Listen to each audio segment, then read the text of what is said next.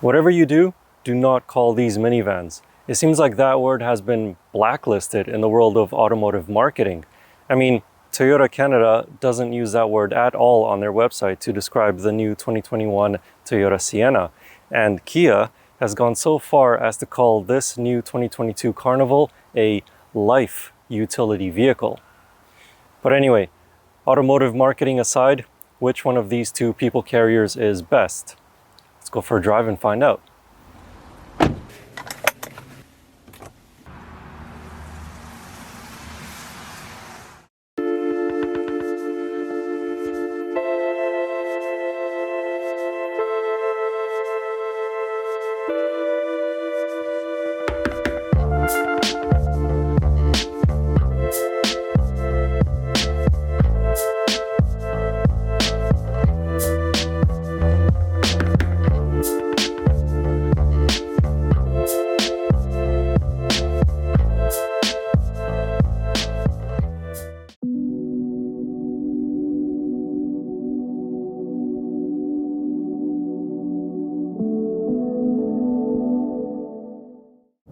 So the big news out of Japan with this 2021 Toyota Sienna is that it is no longer available with a V6 engine.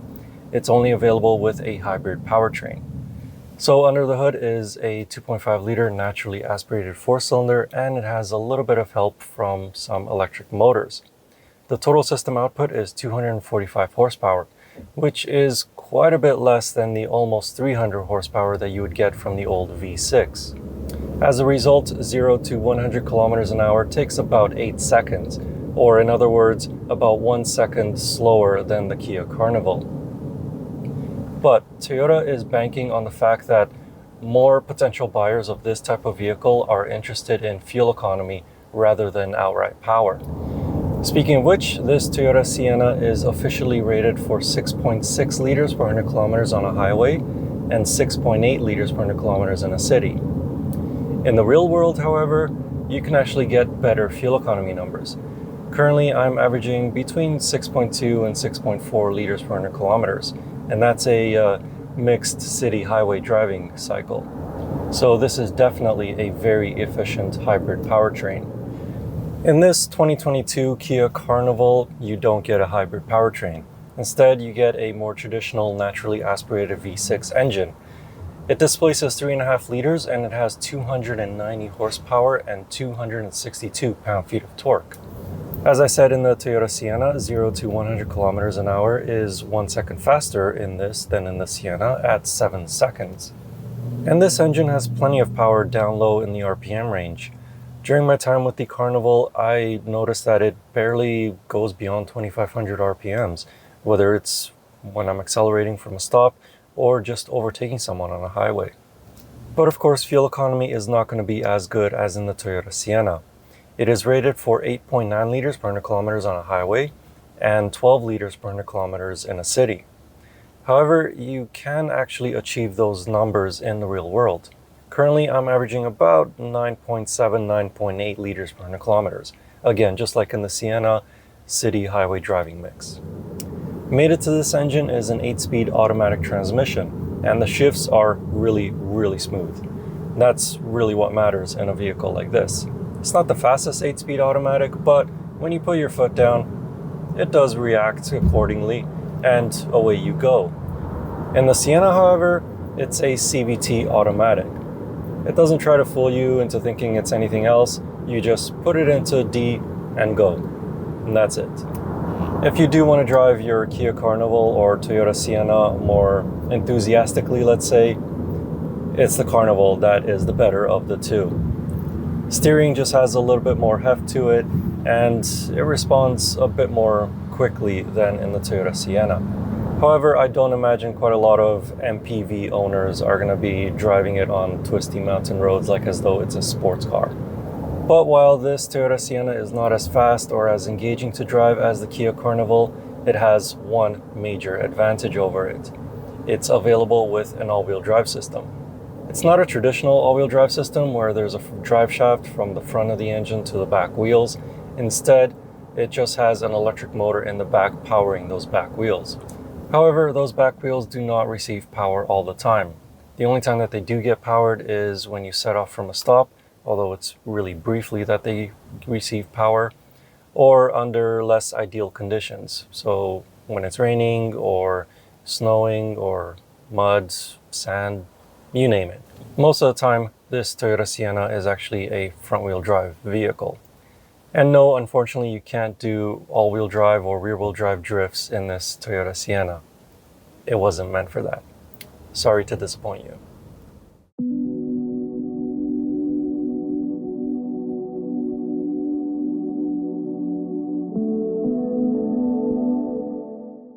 Between the two, the Kia Carnival feels a bit more supple over bumps and road imperfections. The shunts of the tires hitting a pothole don't seem as intense as they do in the Sienna. On the flip side, when the Toyota Sienna is driving on electricity, it is as quiet as a church on the inside. But once the engine turns on, which is a seamless transition by the way, it is a noisy little bugger. Road and wind noise is fairly well subdued in both, but those noises are better insulated in the Kia Carnival. The V6 engine is also a bit quieter than the 4-cylinder in the Sienna.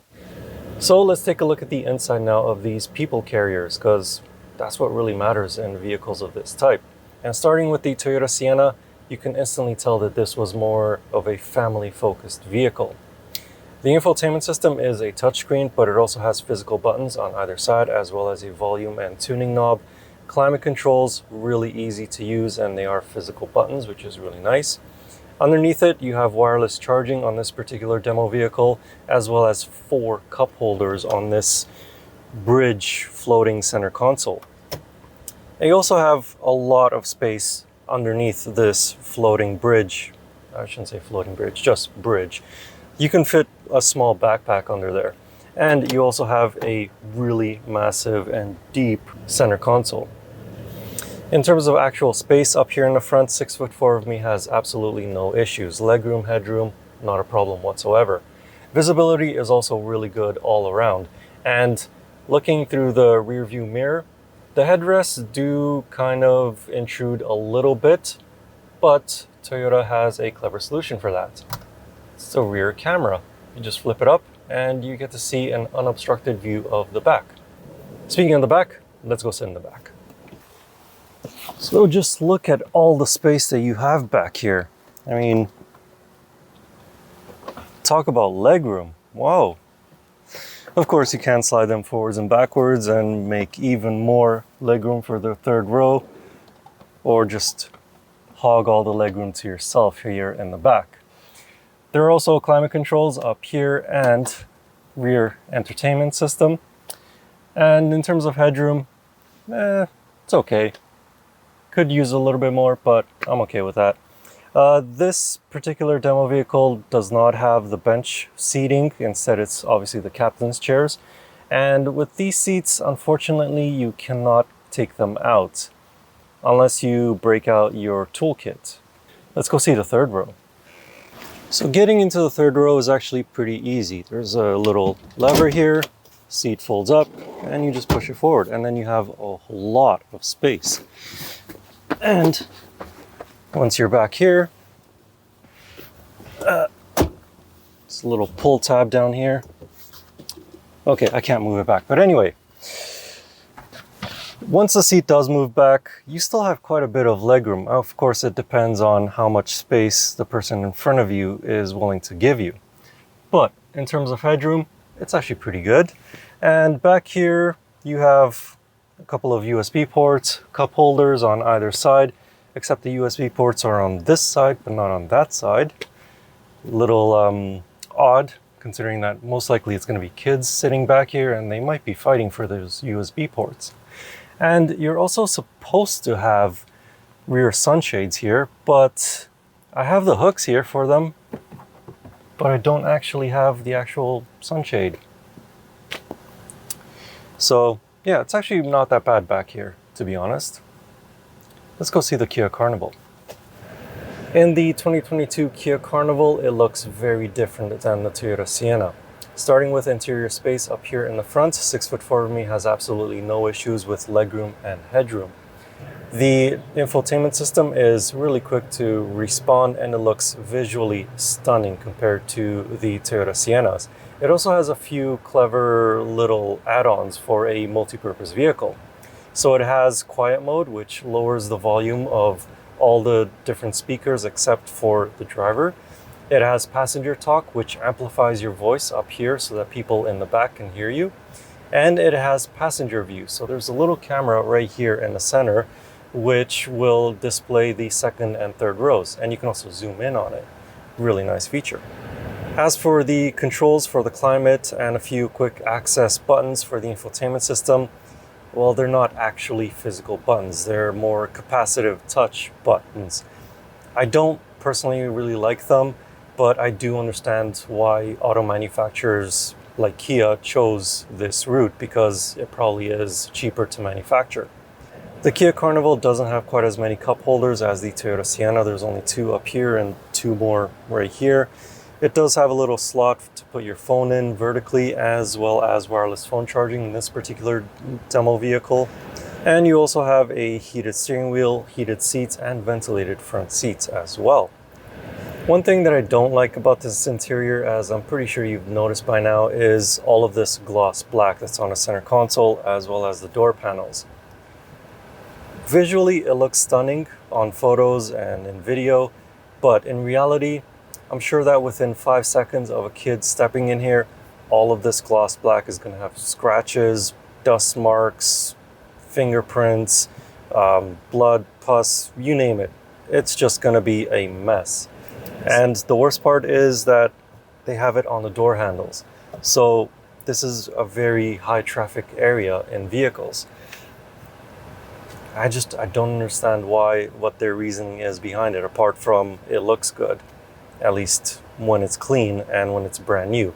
Because after even 6 months, I don't see this looking this clean, let alone 5 years. But anyway, enough about that. Let's go sit in the back. So both of these vehicles are actually their top trims, and as such, they come with captain's chairs. But just like in the Toyota Sienna, you can get the Carnival with a bench seat. But unlike the Sienna, the second row can actually be completely removed without the use of toolkits. These captain's chairs cannot be removed though, but they are quite different than the ones in the Sienna. So for starters, they are heated and ventilated, and they're also power operated, at least for reclining. If you want to move them forwards and backwards, there's a little pull tab right here on the side, so you can move it forwards and backwards. And strangely, you can also move it side to side. Not sure why, but hey, I'll take it. However, their big party piece is the ability to really recline. And look at that. And if I can find the button, oh, there we go. A little footrest for you as well. So, oh yeah, you can really recline in comfort in the back of the Kia Carnival. However, I don't see this as being a very family-friendly vehicle because, while this is a nice little party piece, it's not quite as versatile as the Toyota Sienna. So, realistically, I see more your adult friends wanting to be back here. Oh, and also this sunroof, it's not just for letting light in, it actually opens. When's the last time you saw that in a multi-purpose vehicle? Now, if you'll excuse me, I'll just relax a little bit more. Okay, no, let's go see the third row. Getting into the third row is not quite as straightforward as it is in the Toyota Sienna with these VIP seats. So that seat is as far forward as it goes, and well, there isn't really that much space in between the door and the seat to actually get into the back. So the easier way is to move these forward, if I can. Come on, there we go. Move them to their most outward position, and then just climb through the seats. Like so. And then once you're back here, you kind of wish that you were in that second row because headroom is really tight and legroom is, again, dependent on whoever sits in the front. But even if they give you the most amount of legroom back here, it's not going to be the same as in the Toyota Sienna. As for stuff back here, there's USB ports on either side, 2 cup holders on either side as well, and sunshades as well. Yeah, and that's about it in the third row. In terms of cargo space, the Kia Carnival has more than the Toyota Sienna. Behind the third row, the Carnival has 1,139 liters versus the Sienna's 949 liters. Folding the third row seats is easy in both as they have the identical folding seat mechanism. Behind the second row, the Kia has 2,460 liters versus 2,129 liters of cargo volume for the Toyota Sienna. And finally, behind the first row, the Kia tops out at 4,110 liters versus the Sienna's 2,860 liters. Though I suspect that the 4,000 plus liter number is with the second row seats removed. But like I said, that can only be done if you opt for the lower trims with the bench seats instead of these VIP lounge seats.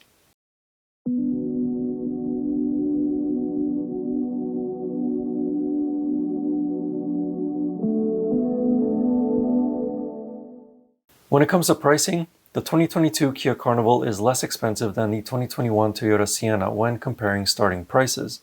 $34,795 Canadian for the Kia and $39,990 Canadian for the Toyota. But while the Carnival is less expensive, it's also not as well equipped in base form. The Sienna has a full suite of advanced safety and driver aids as part of the Toyota Safety Sense 2.0. It also comes equipped with heated front seats and steering wheel, power sliding doors, 9-inch touchscreen, Apple CarPlay and Android Auto integration, and LED headlights as standard. The 2022 Carnival has the same advanced safety and driver aids, but without adaptive cruise control, as well as LED headlights and Apple CarPlay and Android Auto.